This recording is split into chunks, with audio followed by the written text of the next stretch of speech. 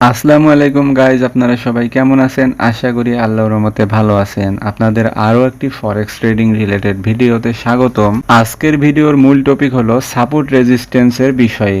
আপনি যদি সাপোর্ট রেজিস্ট্যান্সকে শুধু লাইন মনে করেন তাহলে আপনি ভুল করছেন, কারণ আজকের ভিডিওটা দেখার পরে আপনার চিন্তাধারাই চেঞ্জ হয়ে যাবে। আজকের ভিডিওতে আমরা শিখব সাপোর্ট রেজিস্ট্যান্স আসলে কি, প্রো ট্রেডাররা সাপোর্ট রেজিস্ট্যান্সের ভিতরে কিভাবে লেভেল মার্ক করে, আরো বিষয় আলোচনা করব, কোথায় এন্ট্রি নেবেন এবং কোথায় স্টপ লস দিবেন। এই ভিডিওটি সম্পূর্ণ শেষ করলে মার্কেট চার্ট আপনার কাছে আগের মতো আর র্যান্ডম লাগবে না। সো গাইস, তাড়াতাড়ি নোটবুক নিয়ে বসুন, কারণ এই ভিডিওটা আপনার ফাউন্ডেশন বিল্ড করবে। Let's start the video. First of all আমরা সাপোর্ট অ্যান্ড রেজিস্ট্যান্সের বিষয়ে আলোচনা করব। ফরেক্স ট্রেডিং এর মাঝে সাপোর্ট জিনিসটা কি? অনেকে সাপোর্টকে শুধু একটা লাইনের মাধ্যমে চিহ্নিত করেন, কিন্তু সাপোর্ট মানে শুধু নিচের লাইন না। সাপোর্ট মানে হচ্ছে একটা ডিমান্ড জোন যেখানে বায়ার স্ট্রং হয় এবং এখানে প্রাইস বারবার এসে বাউন্স করে। এখন প্রশ্ন হলো, এখানে কেন বাউন্স করে? কারণ বায়ার্সরা এই লেভেল ডিফেন্ড করে। একইভাবে রেজিস্ট্যান্সের বিষয়টি আলোচনা করা যাক। রেজিস্ট্যান্স হলো একটি সাপ্লাই জোন যেখানে সেলারদের সংখ্যা বেশি থাকে এবং এই জোনে সেলাররা কন্ট্রোল নেয়। এক্সাম্পল হিসেবে দেখুন, এখানে একটি সাপোর্ট জোন এবং প্রথমে সেলাররা এখান থেকে সাপোর্ট জোনে নিয়ে এসেছে এবং এখানে কিন্তু বায়ারের প্রেশার অনেক বেশি, তাই সেলারদের প্রেশার এখান থেকে সাপোর্টকে ব্রেক করতে পারেনি, তাই ক্যান্ডেলের বডিটি সাপোর্টের ভিতরেই ক্লোজ দিছে। এটাকে আমরা সাপোর্ট জোন বলবো, বা এটি হচ্ছে আমাদের ডিমান্ড জোন। এখানে যেহেতু বায়ারের প্রেশার অনেক বেশি, তাই এই জোনের বাহিরে সেলাররা ক্যান্ডেলকে নিয়ে যেতে পারেনি, সেজন্য সব ক্যান্ডেল এই জোনের ভিতরেই ক্লোজ করছে এবং এটা হচ্ছে একটা স্ট্রং ডিমান্ড জোন বলতে পারি আমরা। রেজিস্ট্যান্সের বিষয়টিও সাপোর্টের উল্টো। এখানে দেখতে পাচ্ছেন আপনারা, মার্কেট কিন্তু বায়াররা অনেক উপরে তুলেছে এবং এটা হচ্ছে আমাদের একটা রেজিস্ট্যান্স জোন। এখান থেকে বায়াররা এই জোনের বাহিরে কিন্তু নিয়ে যেতে পারেনি ক্যান্ডেলটা। সর্বশেষ ক্যান্ডেলগুলো এই রেজিস্ট্যান্স জোনেই আটকা পড়েছে। তার মানে এখানে সেলারের প্রেশার এত বেশি যে সেলাররা উপরে বায়ারকে নিয়ে যেতে দেয়নি। এখানে সেলারের প্রেশার এত বেশি যে এটা হচ্ছে একটা আমাদের রেজিস্ট্যান্স জোন, বা আমরা বলতে পারি এটা একটা সাপ্লাই জোন। এখন আমরা একটু চার্টে গিয়ে সাপোর্ট রেজিস্ট্যান্স কিভাবে ড্র করব এটা করা শিখি। এখানে আপনারা লক্ষ্য করুন, অনেকে সাপোর্ট অ্যান্ড রেজিস্ট্যান্সকে লাইনের সাথে তুলনা করে। এটাই হচ্ছে সবচেয়ে বড় ভুল, কারণ সাপোর্ট অ্যান্ড রেজিস্ট্যান্স এটা কোনো লাইনের মধ্যে আওতায় পড়ে না, এটা একটা জোন হিসেবে কাউন্ট হয়। আপনি যদি সাপোর্ট অ্যান্ড রেজিস্ট্যান্সকে জোনের মধ্যে আওতায় করে আনেন তাহলে আপনার অ্যানালাইসিসটা বেটার হবে। এখানে কিভাবে বুঝবেন এটা একটা স্ট্রং সাপোর্ট জোন? মার্কেট এই জোনের ভিতরে 2 থেকে 3 বার ট্যাপ করেছে। মার্কেট যত বেশিবার এই জোনে ট্যাপ করবে সাপোর্ট জোনটা আরো স্ট্রং হবে। আর আপনারা যখন মার্কেট অ্যানালাইসিস করবেন তখন মার্কেটের ভিতরে সাপোর্ট অ্যান্ড রেজিস্ট্যান্স যে কোনো একটা লাইন ড্র কখনোই করবেন না, কারণ এখানে আপনারা লাইন ড্র না করে একটা এরিয়া নিয়ে কাজ করবেন।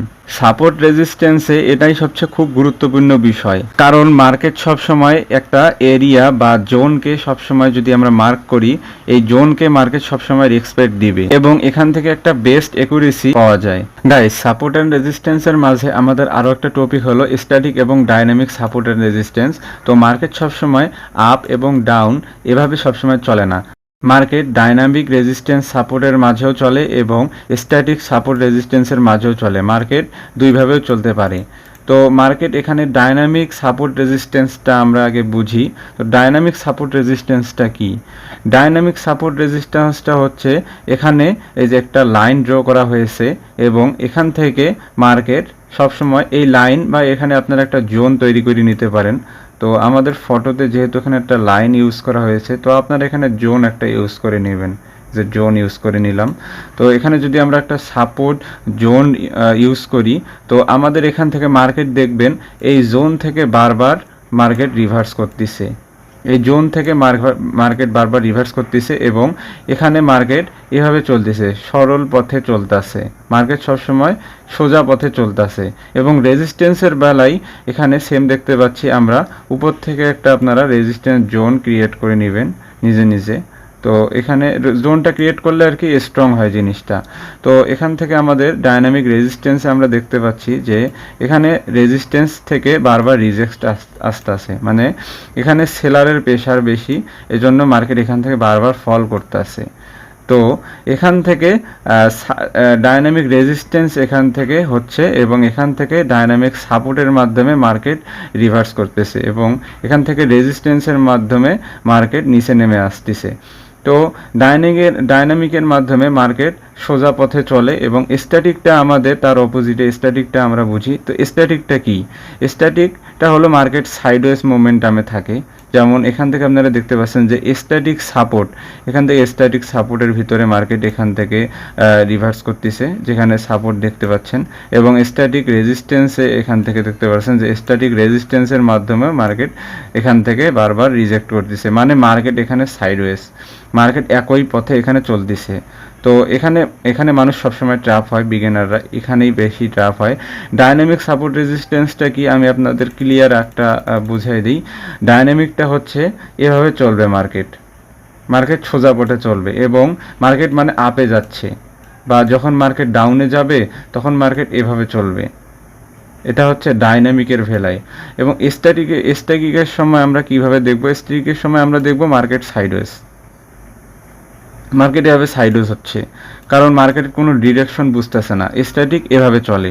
কিন্তু ডাইনামিক এখানে আমরা দেখতেছি সহজ পথে চলতেছে, কিন্তু স্ট্যাটিক এখানে সাইডওয়েজ হয়ে গেছে মার্কেট।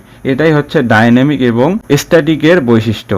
এখন চার্টে আপনাদের একটা সাপোর্ট জোন থেকে আমি বাই এন্ট্রি প্ল্যান করে দেখাই। তো এখানে আপনারা দেখতে পাচ্ছেন মার্কেট এখানে একটা সাপোর্ট জোন ক্রিয়েট করছে এবং এখানে একটা ডিমান্ড জোনও আমরা এখানে একটা বলতে পারি, এখান থেকে বারবার এখানে ট্যাপ হয়েছে। অনেক বিগিনার ট্রেডার কি করে, সাপোর্ট জোনে এসছে এবং এখানে একটা ডিমান্ড জোন ক্রিয়েট করছে, কোনো কিছু না ভেবেই এখান থেকে বাই করে ফেলে, কোনো কনফার্মেশন ছাড়াই। তো আমরা এটা করব না, আমরা এখান থেকে কনফার্মেশন খুঁজবো। তো আগে আমাদের কনফার্মেশন লাগবে। তো কনফার্মেশন হওয়ার জন্য কি কি লাগবে আপনাদের আমি ক্যান্ডেলস্টিক প্যাটার্নে শিখাইছিলাম যে কনফার্মেশন কি কি, তো ওগুলো শিখলেই হয়ে যাবে। যারা ওই ভিডিওটি দেখেননি তারা আমার ডিসক্রিপশন বক্সের লিঙ্ক থেকে ওই ভিডিওটা দেখে আসবেন, তাহলে আপনাদের সাপোর্ট অ্যান্ড রেজিস্ট্যান্স থেকে এন্ট্রি প্ল্যানটা নিতে অনেক ইজি হয়ে যাবে। তো আমাদের কনফার্মেশনটা কি কি লাগবে, যেমন আমি বলবো পিন বার বা বুলিশ ইনগুলফিং প্যাটার্ন। সাপোর্ট থেকে বলতেছি, সাপোর্টের ভ্যালাই হবে পিন বার, বুলিশ ইনগুলফিং প্যাটার্ন, তারপর স্ট্রং কোনো যদি অন্য ক্যান্ডেলিস্টিক প্যাটার্ন, হ্যামারের ক্যান্ডেলের যদি কোনো রিজেকশন আসে এখান থেকে, তারপরে আপনারা এন্ট্রি নিয়ে ফেলবেন এবং ওখানে স্টপ লসটা কোথায় দিবেন? স্টপ লসটা দিবেন হলো সাপোর্ট জোনটা যে আছে ওই সাপোর্ট জোনটার নিচে আপনারা স্টপ লসটা দিবেন এবং টার্গেটটা কত রাখবেন? টার্গেটটা এখান থেকে আপনারা রাখবেন 1:2 বা হাইয়েস্ট গেলে আপনাদের 1:3 টার্গেট রাখতে পারেন। তেমন রেজিস্ট্যান্সের সময়ও সেম কাহিনী হবে। মার্কেট আপনারা দেখতে পাচ্ছেন এখান থেকে রেজিস্ট্যান্স জোনে চলে গেছে এবং মাল্টিপল এখান থেকে ট্যাপ হয়েছে এবং এখানে একটা আমরা দেখতে পাচ্ছি সাপ্লাই জোন ক্রিয়েট করছে মার্কেট। এখান থেকে আমরা এখনই ট্রেড নিতে যাব না, কারণ এখান থেকে আমাদের একটা কনফার্মেশন দরকার। তো আমরা এখানে একটা কনফার্মেশন দেখতে পাচ্ছি এবং কনফার্মেশনের পরই আমরা এখানে এন্ট্রি নিয়ে ফেললাম এবং স্টপ লসটা দিলাম সাপ্লাই জোনের উপরে বা রেজিস্ট্যান্স জোনের উপরে এবং টার্গেট রাখলাম 1:2। দেখতে পাচ্ছেন আপনারা 1:2 কিন্তু আমাদের ইজিলি হিট হয়ে গেছে। তো মার্কেটে আপনারা এভাবে সবসময় এন্ট্রি নেবেন, আর কনফার্মেশন বাদে তো এন্ট্রি নেবেনই না। শুধুমাত্র আপনারা যে সাপ্লাই জোনে এসছে মার্কেটে সেল মেরে দিলেন, এখানে ডিমান্ড জোনে এসছে বা এখানে সাপোর্ট জোনে এসছে, আপনারা এখান থেকে এন্ট্রি প্ল্যান করলেন, এটা করলে কিন্তু লসের আশঙ্কা বেশি থাকবে। তো আপনারা কনফার্মেশন আগে নেবেন, ভালো একটা ক্যান্ডেলস্টিকের কনফার্মেশন নিয়ে তারপর এখান থেকে ট্রেড নেবেন এবং টার্গেট রাখবেন 1:2 বা 1:3। তো গাইজ ভিডিওটা এই পর্যন্তই ছিল। আশা করি ভিডিওর থেকে অনেক কিছু নিতে পারছেন আপনারা এবং অনেক কিছু জানতে পারছেন। গাইজ আমি আরেকটা বিষয় অ্যানাউন্স করতে চাই, আমি কিন্তু আপনাদের জন্য ইউটিউবের ভিতরে ফ্রি ফরেক্স ট্রেডিং বেসিক থেকে অ্যাডভান্স লেভেল পর্যন্ত কোর্স স্টার্ট করছি। আমার ইউটিউবের ভিতরে প্লেলিস্ট তৈরি করা হয়ে আছে। তো আপনারা যারা বিগিনার থেকে স্টার্ট করতে চাচ্ছেন, তো বিগিনার থেকে শুরু করার জন্য আমার প্লেলিস্ট থেকে শুরু থেকে শেষ পর্যন্ত ভিডিওগুলো স্টার্ট করেন, আজ থেকেই দেখা শুরু করুন, তাহলে আপনার ফরেক্স ট্রেডিং জার্নি করাটা আরো স্ট্রং হয়ে যাবে। এই ভিডিওটি কেমন লাগলো অবশ্যই কমেন্টে জানাবেন। এই ভিডিও শেষে আপনার যদি কোনো সমস্যা থেকে থাকে তাহলে আমার টেলিগ্রাম চ্যানেলের লিঙ্ক ডিসক্রিপশনে বা পিন কমেন্টে আপনারা পেয়ে যাবেন, ওখানে যে আমাকে মেসেজ দিবেন, আমি সমস্যাটা ক্লিয়ার করার চেষ্টা করব ইনশাল্লাহ। আর আমার ভিডিওগুলো মেইনলি তৈরি হচ্ছে বেসিক থেকে, যারা বিগিনার থেকে শুরু করতে চাচ্ছে ফরেক্স ট্রেডিং জার্নি তাদের জন্য শুরু করা হয়েছে। তো আপনারা আশা করি আমার পাশে থাকবেন। আর আপনারা অবশ্যই যারা যারা ফরেক্স ট্রেডিং বেসিক থেকে স্টার্ট করতে চাচ্ছেন তাদের জন্য আমার প্লেলিস্ট তৈরি করা হয়ে আছে, তো আপনারা অবশ্যই দেখা শুরু করুন। আশা করি ভালো একটা আউটপুট পাবেন। আমার জন্য অবশ্যই দোয়া করবেন যেন আপনাদের জন্য আরো ভালো ভালো ভিডিও আপনাদের সামনে উপস্থাপন করতে পারি, এবং আমার চ্যানেলটি অবশ্যই সাবস্ক্রাইব করে রাখবেন, না হলে তো আপনারা এই ভিডিওগুলো পাবেন না। তো দেখা হচ্ছে নেক্সট কোনো ভিডিওতে, ততক্ষণ পর্যন্ত আল্লাহ হাফেজ গাইস।